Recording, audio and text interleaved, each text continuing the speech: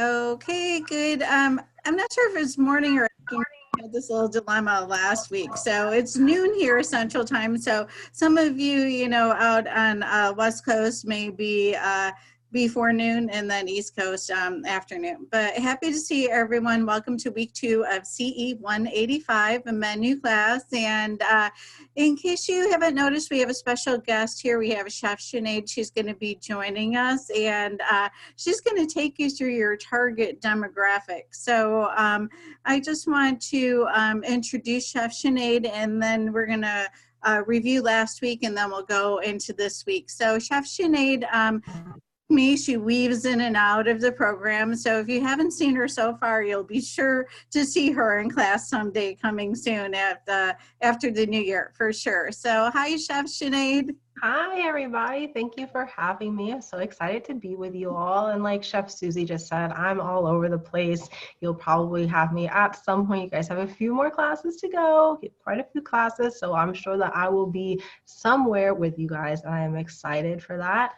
I'm not going to go into all big introductions because you guys want to get on to the subject matter. So I'm going to pass it on back to Chef Susie, and then, go over what you guys were doing last week with your concepts.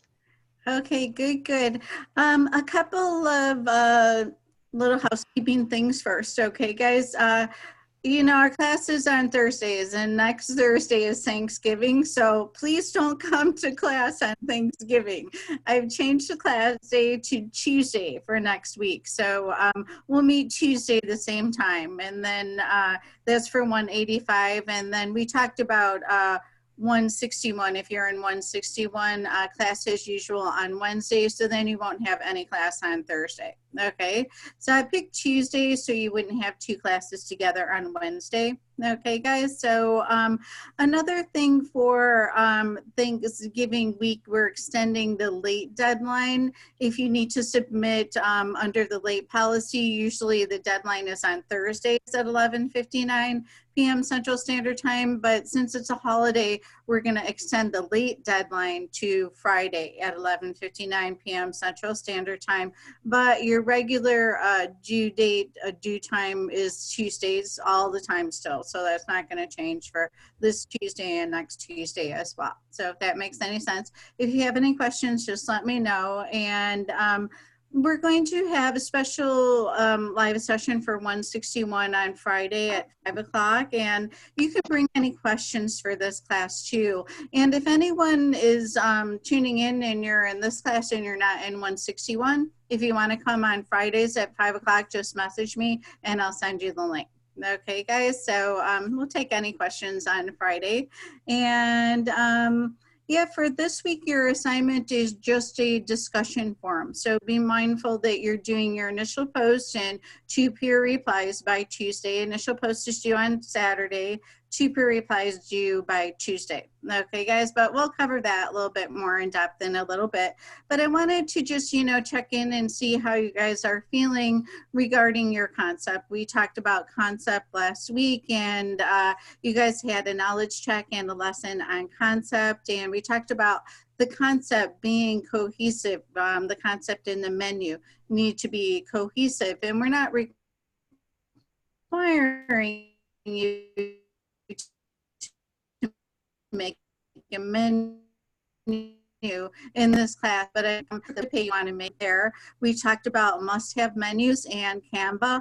I've included the links for both of those sites in the Class Cafe. So if you need any help, just message me. And Class Cafe 2 is a great place to share your menu with the class, because when it goes into extra credit, I'll be seeing it, which is great. Lucky me, right? I'm going to get all hungry. I'll have to have like a little donut or lemon bar here while I'm grading those. But if you want to share with the class and get some feedback, Class Cafe is a great place to put things like that. You can even put pictures of menu items, or maybe things that you've made that you would love to have on your menu someday. It's your specialty, or you just love it and everyone that you've made it for really likes it. So I haven't really been seeing anything in Class Cafe, so guys, please jump up there and be present in the Class Cafe. Okay, we can kind of hang out and talk about lots of different things. So before we start talking about demographics this week, let's, talk about the concept a little bit. Is anyone, are you struggling with your concept and your menu? Are you just not sure what you need to do with that? Or did you have any questions? No, everyone's pretty quiet. So any concept, we talked about some concepts last week in class, and keep in mind, guys, for your concept and your menu, we're not expecting you to figure out your whole career, your whole life, your whole business in just 6 weeks in this class. So what we're going to be doing is we're going to be giving you some tools and getting you started on knowing how to create a concept, knowing how to create a menu. And, especially if you work in a major hotel someday, you'll be making menus all the time. Some people make menus every week, and sometimes it's just seasonal menus or the change of menu with an update. Sometimes a restaurant or a hotel, they'll do renovations and they'll have a new look, and they're kind of may change a little bit, and they'll want new menus to go with that new look and the refreshed concept. So you'll always be making menus. You won't be just making one menu and having that. Even if you have a little bakery, you'll have some seasonal and some holiday menus too. So it's a great place to start in this class. And keep in mind, Class Cafe, you could put several menus up there. Maybe you've got a Thanksgiving menu, maybe you've got a Christmas menu, maybe you have an Easter menu, or just winter, spring, or summer. So feel free to share any of your menu ideas up in Class Cafe. And for the extra credit, I'm just looking for one menu, but you can put as many in there as you like. I'd really love to see them. I love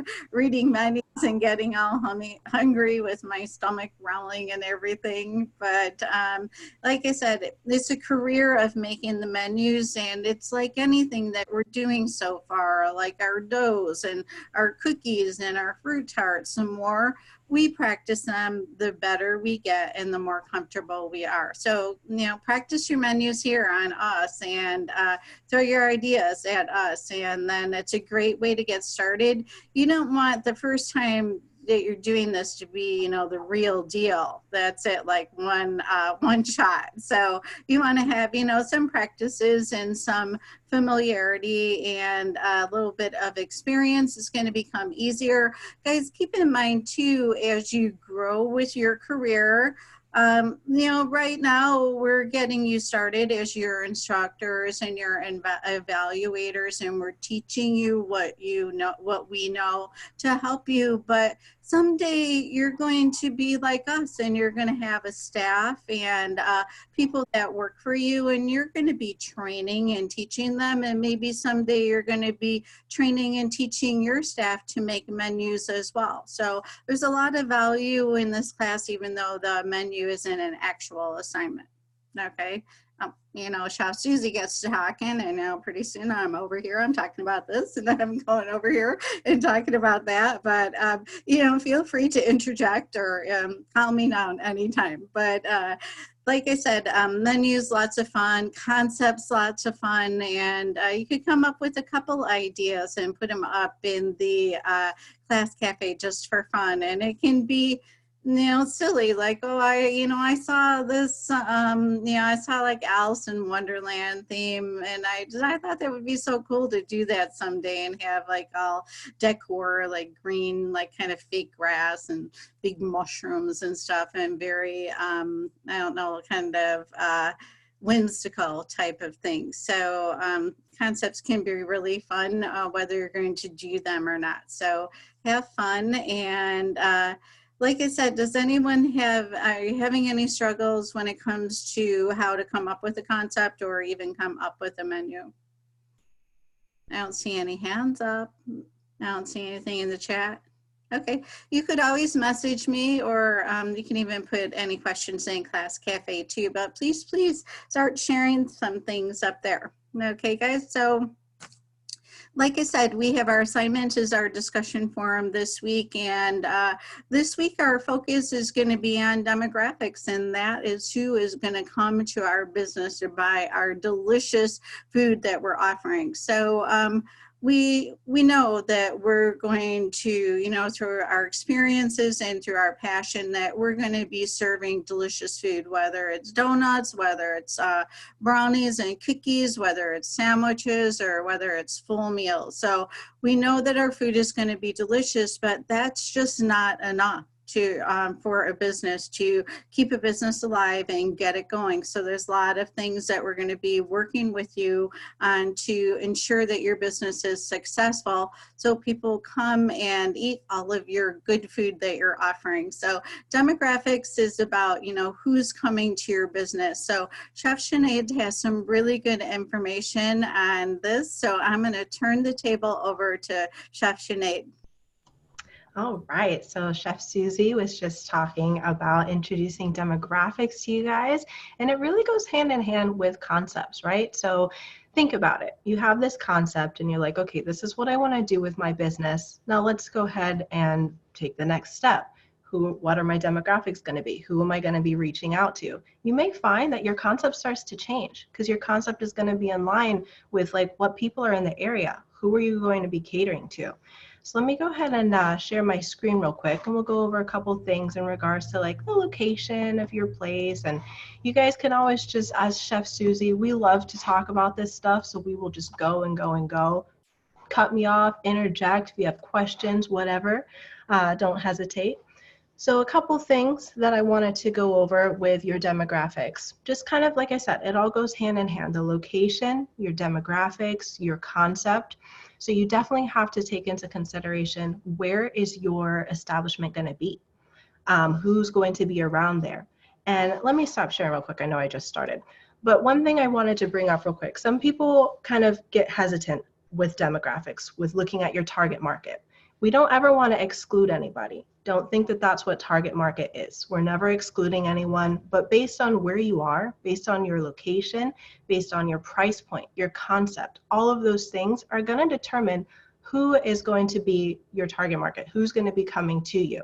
So anyone's welcome, of course. We want everybody to come, but there are going to be specific groups that you're going to be catering to more, and there just really isn't any avoiding that, and there's nothing wrong with it. That's what's going to help you thrive. So like I said, taking a look at your location, you know, what kind of incomes are in the area? Are there a lot of businesses around? Is it maybe the suburbs? Are there a lot of families? Do you need to cater to families? These are all different things that you're going to be taking into consideration. So we just kind of went over demographics, some of the different groups you're going to be thinking about: senior citizens, families, teenagers. You know, you're not going to have a menu that caters to a teenager, would particularly cater to maybe somebody who's older and retired. Maybe they have a lot of excess funds that they can spend and go out and buy some really expensive food, sit down and have, you know, kind of pricey menus, versus a teenager. They may or may not have a job. They may just be getting some, you know, I don't know, chore money or something. They're not going to be able to maybe afford the same menu that somebody who is, say, 55, you know, and they're an executive at their company, you know what I mean? So that's going to play a huge role to your location of your business, to the concept, what you're going to offer. And then there's a little video there from Chef Ann. You guys can definitely have a look at that. There's a lot of really good information in there. And then another key thing is making sure that you are keeping your community in mind. You want to make sure that you're always taking care of the community, because that's what's going to keep you thriving. All the different groups of people, all those different demographics, all those different target markets, they're going to make sure that you're succeeding as a business. So you want to make sure that, you know, any events that might be going on, that maybe if you have the funds, maybe you can donate some things there. Maybe you can do different raffles. That way you're bringing business, but you're also providing to the community. So this week, we'll go over the assignment real quick. So we have just the discussion forum. Remember, your initial post is going to be due on Saturday by 11:59 p.m. That way, of course, you know, everybody has time to respond, and you're going to want to do at least 2 of those peer reviews by Tuesday. at 11:59. Okay, so this is a really fun assignment. I was looking in at some of your guys' responses so far. We've got the 4 menus, and then we're answering some questions about, which menu would you choose? What age group do you think that restaurant targets? So all these questions are what you're going to be answering about those menus. So let's jump out of here real quick. I'm going to bring up the menus, and I want to kind of go over them with you guys and kind of get your ideas and your thoughts. So let's see. Has anybody gone out to eat somewhere this week and you saw a really cool menu? Or maybe even like a menu that didn't quite look like what you like, the concept. Maybe that menu didn't really match with where you went to eat. Has anybody, maybe even not recently, just can you think of any places that you've been and you're like, this place doesn't really look like what this menu is?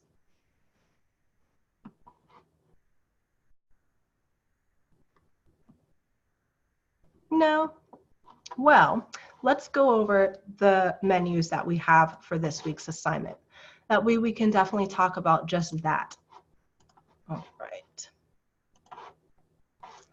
Okay, so the first one that we picked up was this one. So what kind of comes to mind first when you guys are looking at this one? What do you think about when you see this one? And you can type it in the chat. You don't have to call anything out if you don't want to. It's a Mexican restaurant. Yes. So when you see this one, you're expecting that you're going to be able to go there and get probably some good tacos, maybe a good quesadilla or something like that, right? The outline is very colorful, so it's seeming to be maybe fun, maybe a good happy hour. I see that too. It is really colorful. I think personally, I think that it might even have a little bit too much color.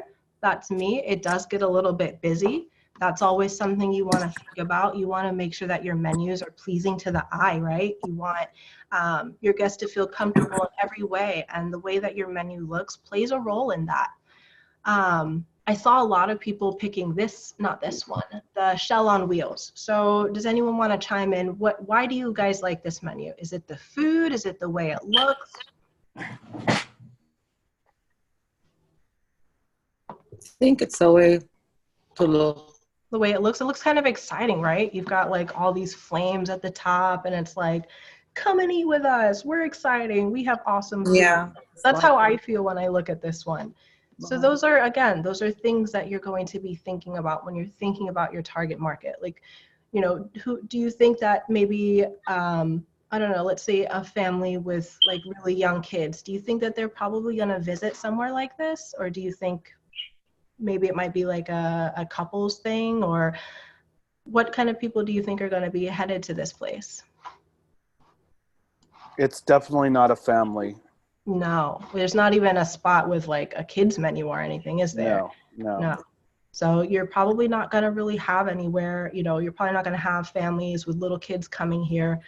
So those are things that you're going to be thinking about when you're putting your menu together am I living in am I catering to the suburbs, or am I getting like the lunch rush, right? When you're going on break at lunch, you want to run to like a food truck. I could see that being like a food truck or something. This menu is interesting. So it looks kind of fancy, right? With all like the text and all the pretty borders and stuff on there.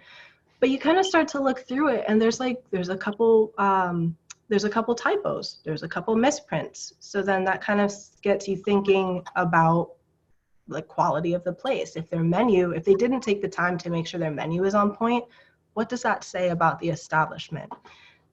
So like lobster's misspelled.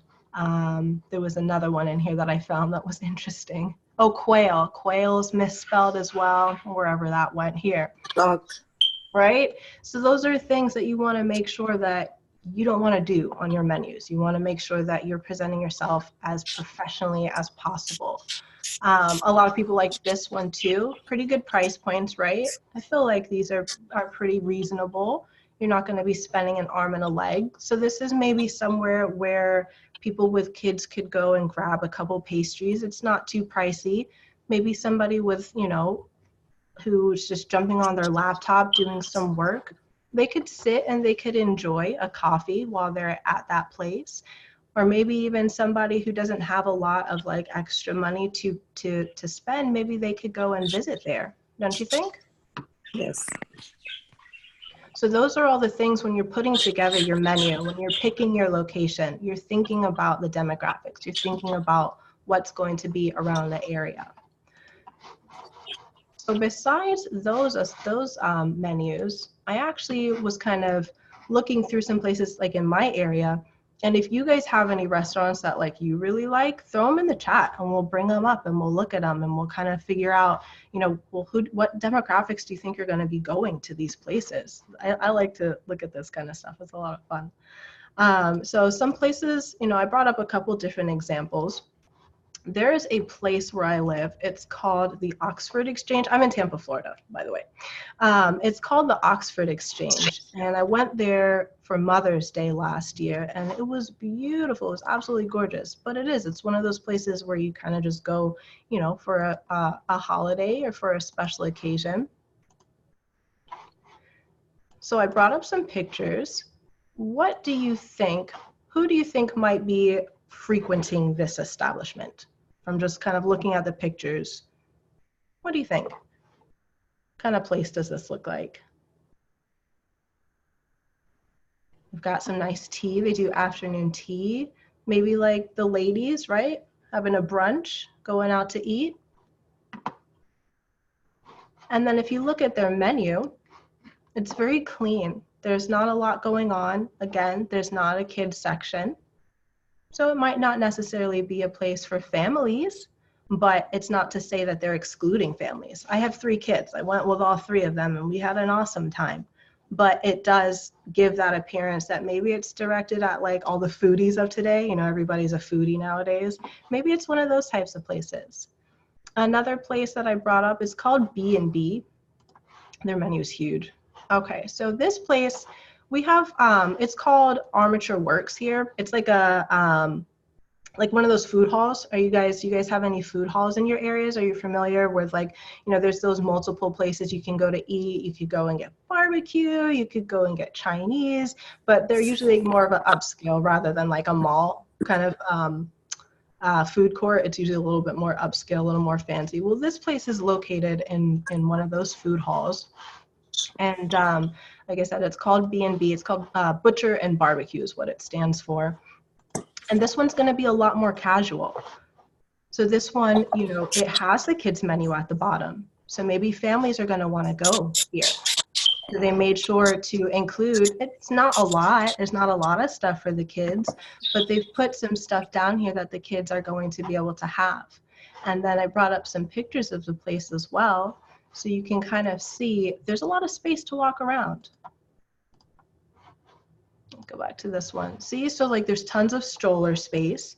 People can move around easily. Maybe if mom wants something to eat, but like the kids want something else, there's tons of different places where everybody can go and they can freely move around. So it's really easy to access for sure. And then what about this? What do you guys think of when you see this place? What is that? How does that make you feel? Something quick. Something quick, yes. So this is a really awesome bakery up in New York. Christina Tosi, she's a really, really awesome pastry chef. And this is her establishment, Milk Bar. So it looks like really quick things. It looks like, you know, kind of just grab and go. But the pricing on the menu is actually, it's quite high. It is in New York, this particular one. But let me see if I can find that menu. So even though it's like quick to go, I don't think this menu even has pricing. Oh, it does. It has some prices on there. I think her 10-inch cakes are starting at $115.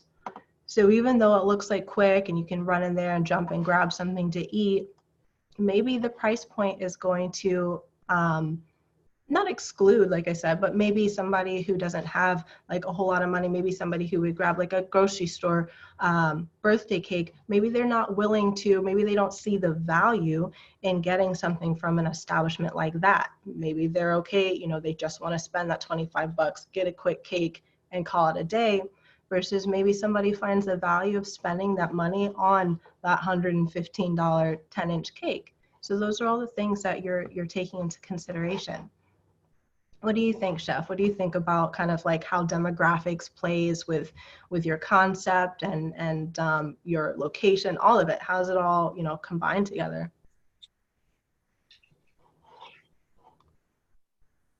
Sorry, I had a hard time getting myself off of mute. I do it all the time. I'm like sitting there trying to hit the mute button. I'm like, I can't unmute it.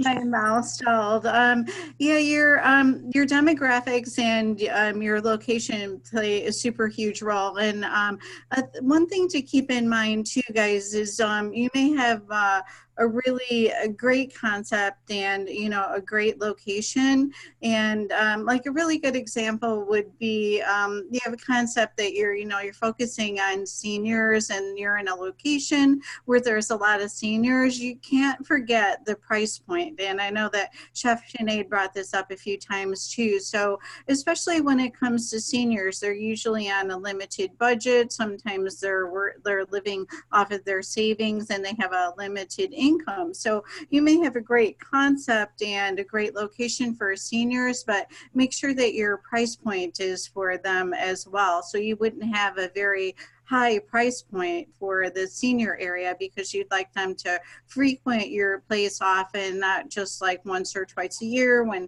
family comes to visit for special occasions. So everything really goes hand in hand. And I wanted to mention a few things that I saw in the chat as well. And when we were going over some of the menus, especially the Shells menu, Jesse noticed too, not too many menu items on the menu, which is perfect, especially when you're starting out, so you don't have that huge inventory and a lot of labor. And that was a really good point in regards to the menu. So that how many items on your menu too, that really speaks for your demographics and your location as well. If it's kind of quick and fast and easy to get out of there and a lower price point, maybe you don't want too many things on your menu because you want to keep that flow going, especially if it is a lunch crowd. Yeah, another thing, like I know that you guys were working on the concepts last week, and I kind of touched on it a little bit earlier, but you might have to, like I said, you might have to rethink that concept. Like you kind of have to pick what's most important to you. Maybe there's a location and you absolutely have your heart set on it, but maybe your concept doesn't work in that location. So, at that point, kind of what do you do? Do you choose the location and maybe alter your concept a little bit so that you're catering to the demographics of the area? Or would you rather keep your concept, but maybe see if you can find somewhere else to go? Or what if the concept, would do well in an area that maybe you can't afford the rent for a building in that area? So those are all things that you have to be thinking about. Those are all things that, you can't get your heart like 100% stuck on a concept, because it's like a dance, everything kind of builds on everything, and you have to make sure that there's that balance of being able to cater to the demographics of the area, but by still doing what you love. You never want to lose your passion. You never want to lose your love for what you're doing. I remember you, Chef Susie, in one of your classes, you were talking about one of your friends who had to like switch up and I can't remember, it was like bagels or donuts, something. I remember that they had that situation where they kind of, what they ended up doing kind of fell on them. Like they didn't start thinking that they were going to do that, but because of all the demographics in the area, because of like, who their target market was in that area that they kind of ended up like switching to a role that they maybe didn't think that they were going to do. And you'll find that happens a lot. Mm-hmm. Yeah, I agree. It really does. And that kind of goes back to that special on your item, special on your menus, have a daily special, have a weekly special. And sometimes it's not your favorite thing that becomes your demographics favorite thing. So there may be something on your menu that you love and you make it for your family all the time and it's just not moving on your menu. But then, you have a special menu where you're offering a special dish or a special cupcake every day. And the one that sells out all the time, that one that is your specialty item because your target demographic, they're picking that item. And yeah, you have to kind of change things up once in a while. And also, guys, you know, there's when there isn't a type of business in an area, and maybe like there's no bakery in an area, so you want to do your homework and do your research. Is there not a bakery there because there's you know, not a need or an interest for it, or is there not a bakery there because it's an untapped market? So those are like two completely different things. So you really want to do your homework. Maybe if there's a location that's been open, or maybe there's been a bakery there 3 times and it's just not making it. So why didn't it make it? You know, did they not have good product, or is there just not a need for it in the area? So this is part of determining your location as well. And there are untapped markets and there are no need markets as well. So check out what's going on in the area, the age group, and the income level in the area too, and that will help you determine as well. So another thing to look at with your target demographic and your location, big businesses like Dunkin' Donuts and I don't know, like Starbucks, when they kind of make root in an area, there is a lot of marketing research that goes into that, and they know that there is a demographic in that area for them. So that could be a good thing to piggyback off to something like that, because they've spent a jajillion dollars on marketing. They have huge marketing budgets, and they found this area that there is a demographic for that there. So, you know, don't run away from those things. They're not going to eat at Starbucks and Dunkin' Donuts every day. So that could be part of your target demographic too, where there is a big chain like that. So, like I said, don't be scared when you see those, like, oh, there's the Dunkin' Donuts on the other side of town. No one's going to come by me. It's like, oh, they did their marketing research and they know that there's a market in the area for that. And especially if you see it doing well, it's not like you're going to be next door. So maybe being on the other side of town isn't really a bad thing. So yeah, kind of like when you see a Burger King, a McDonald's, I don't even know what other ones are out there, and they're all in the same corner, but they're all succeeding. There's a reason for that. That means that no matter which direction traffic's going, there's somewhere for somebody to go and pull in and grab something to eat. Yeah, they all have generally the same menu, but they each offer something different to a different type of person. So, you know, they've seen that, okay, well, McDonald's put something there, they're doing well. Maybe we should think about going there as well. And then you kind of, like Chef Susie said, you let your competitor, you let them do the market research for you. You see what's working for them, and then you kind of like come in and slide in, and then it's it's a good chance that you're going to be able to be successful there as well. So that's definitely something to consider when you're picking your location out. Some other things for location, as far as poor location, are there any traffic lights? Are there traffic lights at that intersection? Is it easy to get in and out? You want to make sure that you're accessible, right? You want to make sure that it's easy to get in, you've got good parking, all of that kind of stuff. I can't tell you how many times I've like tried to go to a place, I can't really get in very well. Maybe it's like a one-way street. It's kind of a pain to get there. And eventually you kind of just give up going. So you want to make sure that your establishment is really accessible to your customers, to your patrons that are coming to visit you. What else? What are some other things about location? You want to make sure that, something that's happening right now is people are starting to put restaurants and things like that in some of these older like historic buildings. There's all kinds of different like rules and regulations for that. So maybe you have your heart set on like in a historic building, but there's going to be a lot of kind of hoops you have to jump through. So that's something you're going to want to consider when you're picking a location as well. And again, that's going to bring, what type of demographic. Is it going to be, are there a lot of families living in the city, living downtown and stuff? Not really, they're all out in the suburbs. So maybe, opening until like 7 or 8 o'clock at night, that might not make any sense because the, downtown, the city probably clears out around 5 or 6. So like, what are you still doing open at 8, 9 o'clock at night? It just doesn't, it doesn't really make sense to the demographics of that area. What else, Chef Susie? What else is going on this week? I feel like I've grabbed all the demographics and stuff. What else have we got going on this week?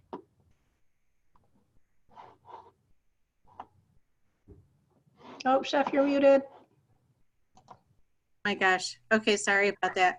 My dog started snoring really loud and I had to mute myself. So yeah, just stay focused this week, guys, on your target demographic and your location. Do some research and, you know, check out some places. And I like the way that Chef Sinead brought up, you know, easy to get into, easy to get out. I mean, we've all been someplace where we're pulling out. I mean, maybe you can get in easily, but then getting out is a problem too. Like a major intersection by my house, and there's this one kind of little strip mall. And whenever I go there, I can usually get in easily because I'm turning right. And then to get out, I have to make a left-hand turn.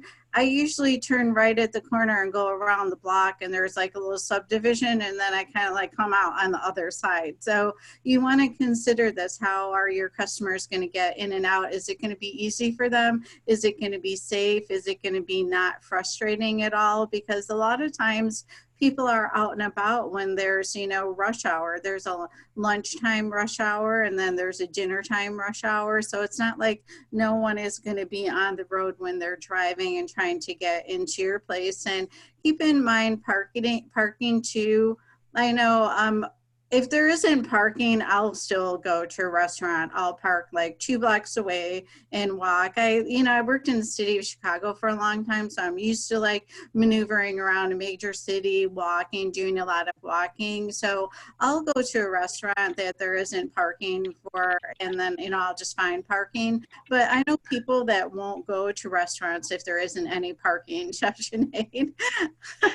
I'm out. I'm not going there. I want to be able to park and easily get in. I'm not trying to be trekking to get to the restaurant. I'll find somewhere else to eat. Yeah, I'm okay with the walk, but yeah, a lot of people aren't, and they won't visit a location if they've got to park, you know, far away and there isn't any parking. So lots of things to consider with just parking and access as well. With a location, is it near a lot of things? Is it out in kind of the middle of nowhere? So if it's kind of like in a downtown area, if it's near things like public transportation, then you're going to have, you know, that demographic, and you're going to have maybe a business lunch crowd, and then, you know, an after work crowd. But if you're out like kind of rural, and people are going to need a car to get to you, that's really going to affect your target demographic too. So you want to consider, how are people going to get to my place? Can they get there with public transportation, or can't they? So this all kind of intertwined. So what you want to do, we know we're giving you a lot of information, demographics, all this list people, and things to consider with your location. Just start writing things down and making a list, and you can check things off, scratch them off, and add things and kind of change things up as you go a little bit. And then you may be kind of really actually looking around seriously, and you may think, oh, I love this location, but my concept isn't going to work here. So are you going to change your concept, or are you going to change your location? So lots of decisions to make. So this is a great class and a great, you know, week to get some practice in with things like this. And just for the, you know, we talked about target demographic. I have this little image to show you guys too. And that kind of sorts out your target demographic a little bit. So hang on for 1 second. Was that the little video on the class page? Yeah, we do have a video on the class page. Make sure that you guys are watching that. It is a psychology of target demographics, and that's a really good video. Watch it a couple times to give some good examples. And if you haven't watched it so far, it gives a shirt example of the casual shirt and the dress shirt and then the in-between shirt. And I just really connected with that example. Yeah, I like that one. It definitely helps kind of put things into perspective, and it makes you understand, like, you know, this group might come, but they're coming for different reasons, but then they also might be sharing reasons that they're going to be there. Mm-hmm, absolutely. So I have a little list here, and this is just a list of examples of target demographics, guys. So we've got students and teens and families and business professionals. Keep in mind, we could have people on specialty diets, vegans and vegetarians. We've got hipsters, they want to go someplace fun. You've got sports fans that may want to come someplace where there's lots of TVs, and a couple of things that aren't on here are would be seniors and maybe young professionals too, for like a dinner crowd. So this is just an example of some target demographics kind of listed together for you to give you a little bit of a starting point too. Okay, so your target demographic when it comes to a like a specialty diet, vegan and vegetarian. So do you want to have a completely vegan bakery or restaurant, or completely vegetarian, or do you want to have a menu section for them? So that could be a target demographic for you as well. So And that's definitely going to play a role with, you know, kind of like what's going on in the area around you. Like, because it's a big movement right now as people becoming a lot more plant-based, but you know, at the same time where you're not trying to, you know, because it's like the reverse now. We usually kind of cater to a more traditional eating style where you're not only plant-free, but or you're not only plant-based, but now we're kind of switching to maybe we're making sure to include plant-based, but then do you want to have an all plant-based, and now we're excluding, you know, the other more traditional ways of eating. So it's like, you know, you have to find the balance, or at least decide what it is that you want to do. You know, if you choose to go all vegan, all plant-based, you just have to make sure that you're in an area where the need for that is there. You know, you're not going to go into like barbecue town and open up like an all vegan place. You might not get a lot of business. It might not work out for you. You know, if everybody's really into all the barbecue and the pork and all that, and you're coming out with your little like lettuce wraps, they're going to be like, I'm not going to eat at your establishment.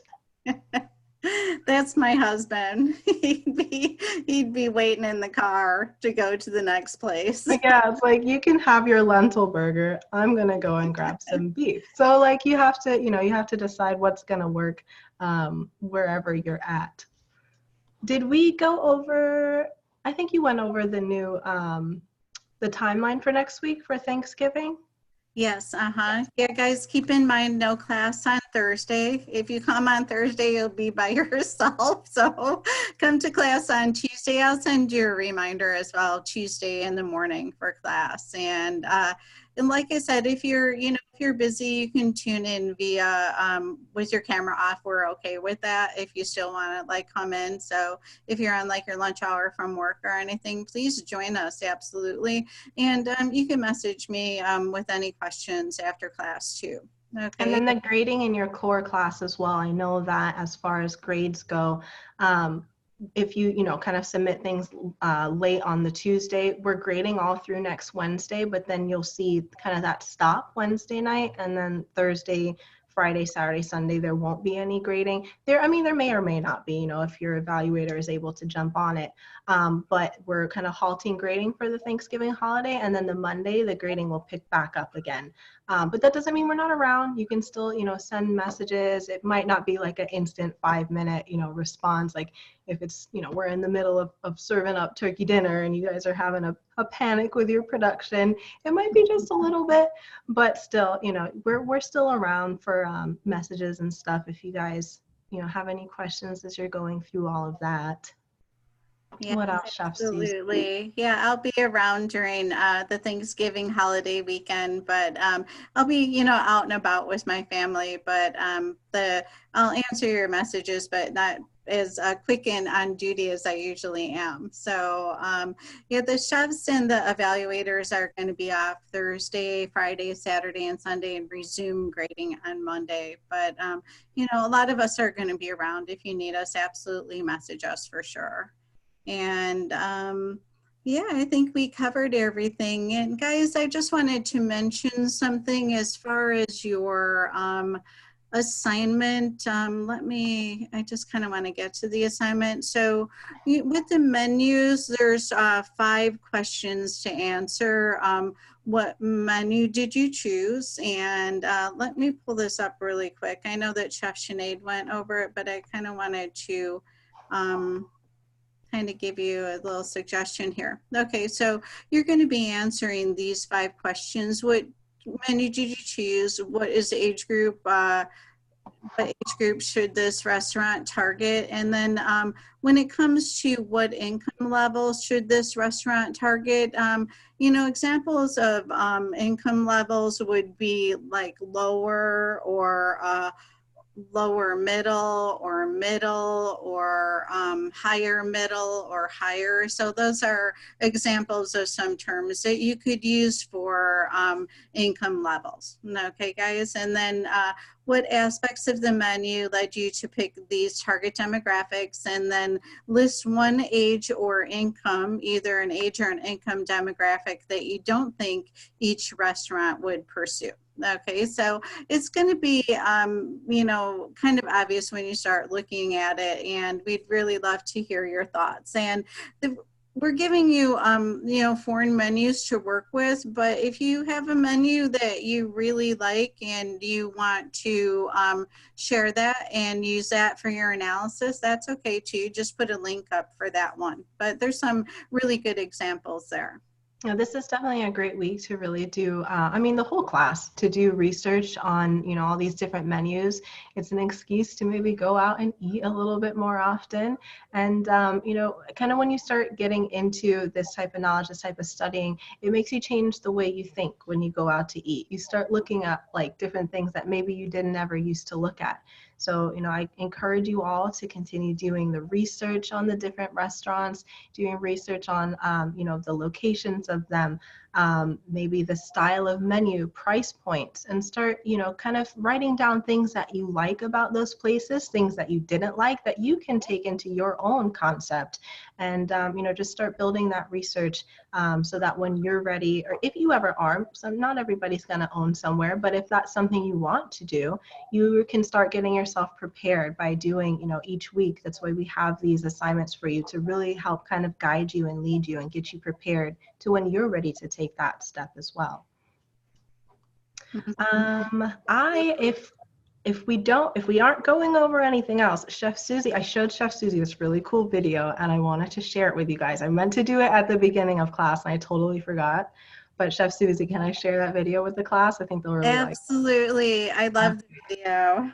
Awesome. So 2 weeks ago, I believe, was Career Day at my daughter's school. And they were working on volcanoes that week. And so Mama made a volcano cake I want to share with you guys. It was so much fun. It's gonna explode.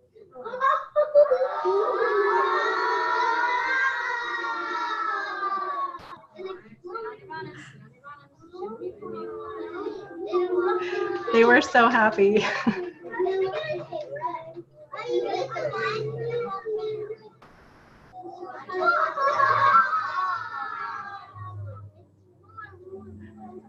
Look at their faces. I just wanted to share that with you guys. I thought they were just, we're encouraging the next generation all the time. And it's such an exciting thing, it's like some of us get right into baking and pastry, some change careers, but it's really cool to kind of start implementing that at such a young age and kind of, I don't know, 50 years ago, maybe being a chef wasn't like respectable at the time, and now it's such a thing. It's such a it's a great career to get into. It's so much fun. There's so many different avenues you can go into. I started at Panera Bread. I was a bakery opener. I just set up the bakery display to, going through competitions and restaurants and resorts and all that kind of stuff to now, I have a hand in kind of getting the next generation prepared to enter the industry. And it's so exciting. So I just wanted to share that with you guys. I love it. How did you make the volcano cake? Can you? Yeah, so I just made like a chocolate pound cake because a butter cake is really nice for sculpting. They don't kind of fall apart. Like a sponge might be a little bit too delicate. So I just built the cake up and then just, you know, kind of made sure it was chilled and just kind of like shaved down all the sides. And then I took a cutter and I cut the center of the volcano, and I had like a little plastic, kind of like a plastic cup, and I shoved it in there. And I actually used Jello, so like it was everything was edible. I took the Jello and I prepared it like the package, and I did like 50% of the Jello still in its liquid form, and then I added the lemon juice, because of course your lemon and your baking soda is what gives you that reaction. So I filled that cup up, and then I tipped the baking soda in there, and then it all just kind of lavaed down, and it was just covered in chocolate buttercream. But I picked a raspberry Jello, so it was like the chocolate cake with the raspberry Jello, and they loved it so much. It was really cool. I love it. You're a cool mom. I try. I'm probably a lot lamer than I look. My kids think I'm lame, but I try to be cool. The kitchen scientist, right? Yeah, when I was in second grade, I wanted to be a chemist. That's probably the earliest. You know, what do you want to do when you grow up? It was chemistry, and that kind of evolved into, you know, when I was 15, I was like, I'm going to be a pastry chef, and I made it happen. I love it. I won a ribbon in, I don't know what grade I was in, but I won a ribbon in the science fair, but it wasn't for a baking thing. I did a dancing mothball. Have you guys ever seen those? Yeah, I took a mason jar and I put, I think it was vinegar. I'm not sure if it was vinegar and water. It was like such a long time ago. And I went in the basement and I got some box of mothballs that my mom had down there. And I put the mothballs in there, and they collected bubbles on them, and they came to the surface. And then when they went up to the surface, the bubbles came off and they went back down. So they would kind of dance in this jar, and I like made a poster, and that was my kind of kitchen science experiment. I had vinegar in there, but not anything edible. I had mothballs in there. So it was a fun little exercise of little hydration balls sticking to the mothballs. So yeah, super fun. Lots of things that kids can do with science in the kitchen. Absolutely. There's a lot of little books on it, and I see them in the library too, and lots of things that you can research online for sure. Well, before we wrap things up, do you guys have any questions on this week's discussion forum? Any questions about, you know, what we're looking for, what Chef Susie's looking for from you with each of those questions about the menus? I don't see any questions in the chat, but I do see Cecilia mentioned cafeteria style. Are you thinking about doing that type of a restaurant? I think that was for one of the websites that we were looking at, one of the menus. Okay, good. And it had that cafeteria style look to it. Yeah, I was just wondering, is anyone thinking about doing cafeteria style? Because we don't have a lot of those over here anymore. And I remember we used to go to those a lot when we were kind of growing up a little bit. I think that's one of those things that just kind of fades. You kind of see, you know, trends come and go and fade away. Yeah, that when I was young, I've been waiting for that one to come back. So I was hoping that someone would be doing cafeteria style, because you don't see it. It was, you know, so popular for, you know, a long time, like in the 70s or something. It was really popular, and we don't see it a lot anymore. So I don't know, just something. It looks like Tia has a question about the income level. So what about the income level were you curious about? Like what are you supposed to be punching in? Yes. Yeah. Okay. So for the income level, you don't have to give like a specific 10,000 or 30,000. We just kind of want to know, you know, maybe a lower income. What about a median income? Would this menu be better for somebody with a high income, or just things like that? Just those general terms would be fine. It doesn't have to be like a specific number. Absolutely. Okay, thank you. No problem. your price point, you know, is really going to the income level, and it's going to go hand in hand. So if you have reasonably lower priced items, it could be like a lower or medium, like mid-low income level. And then like, let's say you're doing brownies with like the finest chocolate. So that would be kind of middle, higher, or higher income level. So if you guys are working on this assignment and you feel like you need some help, just let me know. But be sure that you're watching that video on the class page, The Psychology of the Target Demographic. I think that you'll really like it a lot. And like I said, watch it a couple of times because it really kind of explains things very well. All right. Well, I just want to say thank you guys for having me in class with you. You guys are all awesome, and I hope to see you in a class in the future. I don't know what I'm going into when we get back after the holidays, but who knows, maybe I'll see you in there. And it was just really fun. It's fun hanging out with you guys. I love menus, I love chatting about it. I know I'm not in this class with you, but you can always send me a tag some around. All of us chefs are always available to you guys. So, you know, don't hesitate to ever be like, hey, Chef Sinead, I saw you in 185 last week. I got a question for you. I'm here. Awesome. Thank you for joining us, Chef Sinead. It was a pleasure to have you here. Please jump in and visit us anytime. So we're a regular Thursday thing until the end of the block. And thank you for everything. And guys, thanks for coming out, and be in touch if you have any questions or if you need anything, okay? And keep in mind, we're gonna get together tomorrow, Friday at 5 o'clock, so you can bring questions from both classes or thoughts or ideas, all right? I hope you guys enjoy your Thanksgiving next week. Make lots of things, put them in the discussion in the class cafe, and I'll stop in there and look at what you all made for Thanksgiving. I like to kind of see your guys' work. It's so fun. Awesome. But take care, you guys. Have a good afternoon. Okay, goodbye, everyone. Thanks for coming. Goodbye, Chef Sinead.